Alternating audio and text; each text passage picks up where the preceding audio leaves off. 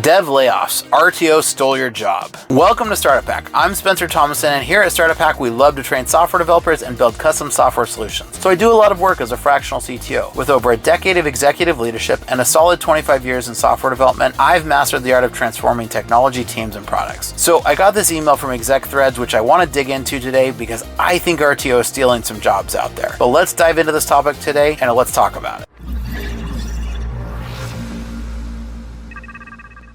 So of course, when I read this, it sent me down a rabbit hole. So is it true? They didn't even have the spine to lay people off. They just wanted to force them to quit. So one, they wouldn't have to do the layoff, and two, they wouldn't have to be paid the severance, or look at least like a slimeball if they didn't. So the recent return to office mandates have had a surprising and severe impact on the tech industry. Many companies, under the guise of returning to normalcy, have used RTO or return to offices as a strategy to reduce their workflow. A survey by BambooHR revealed that executives and HR professionals admitted RTO was a tool to push employees to quit, effectively reducing headcount without having to do direct layoffs. This tactic blindsided many, leaving talented developers and tech professionals out of work unexpectedly. The return to office, once seen as a sign of a recovery, turned into a catalyst for job loss. Companies masked their intentions, but the impact was clear and harsh on the workforce. So with the enforcement of RTO policies, many senior level job seekers have opted to leave their positions rather than comply. Business Insider reports that seasoned professionals, unwilling to sacrifice the flexibility they enjoyed, chose to resign. This exodus has led to a significant drain of experienced talent in the tech industry. The sudden influx of high-level professionals into the job market has intensified competition, making it harder for even the most qualified individuals to secure new positions, but especially for junior developers. This movement is not just a wave, but a tide change that changed the landscape for tech employment. The preference for remote work over traditional office settings has become a defining characteristic of modern tech professionals. Now, the notion that RTO mandates were solely for boosting collaboration and productivity has been debunked. As reported by Fast Company, forcing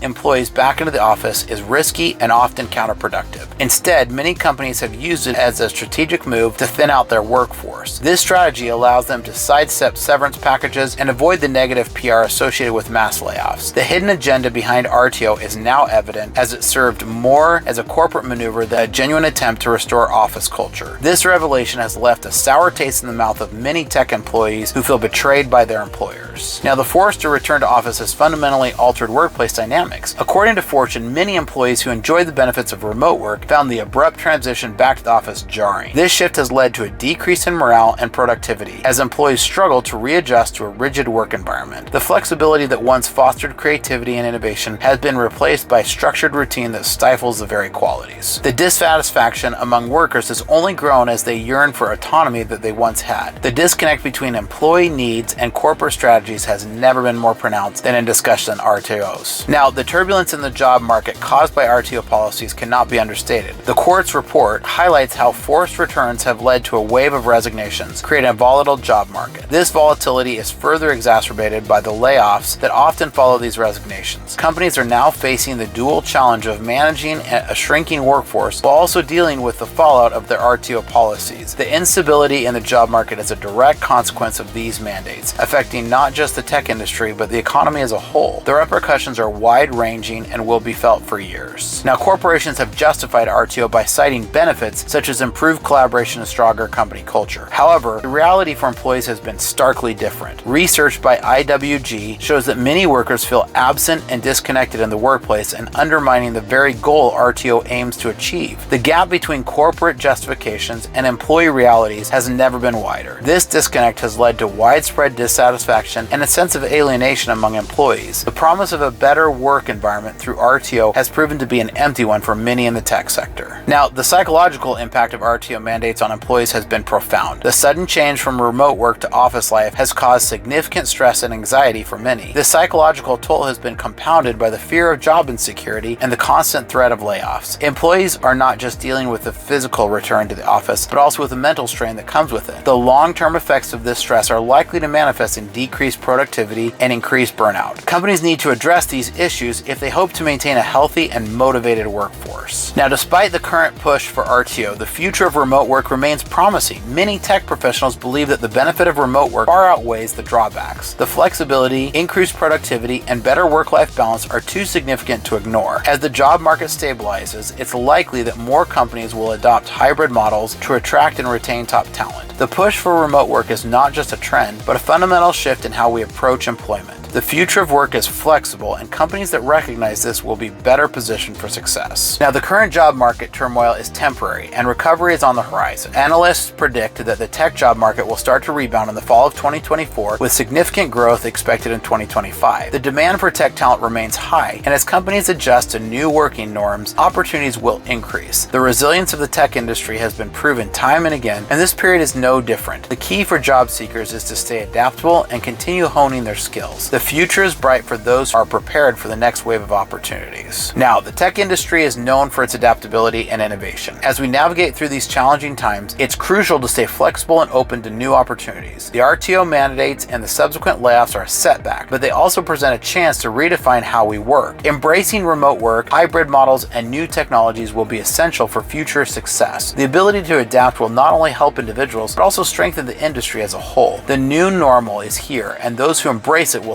thrive in years to come. Now, what are your thoughts? Do you agree? Do you disagree? I love to have a healthy discussion, so leave a comment down below. Here at Startup Hack, we love to train software developers in our coding boot camps and build custom software solutions. So make sure you reach out because we'd love to help. Hit the links down below or check out startuphack.com today.